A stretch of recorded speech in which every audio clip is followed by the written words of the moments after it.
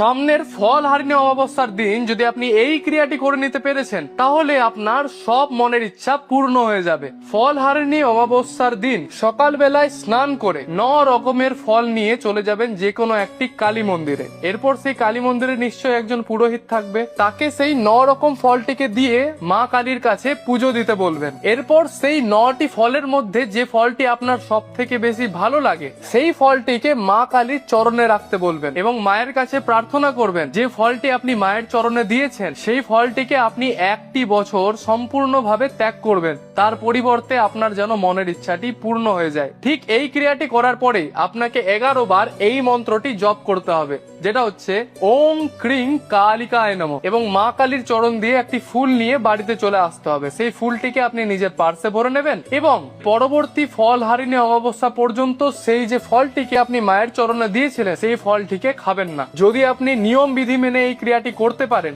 ঠিক 1 বছরের মাথায় আপনার প্রত্যেকটা মনের ইচ্ছা পূর্ণ হয়ে যাবে। জয় গুরু বামদেব, জয় মা তারা।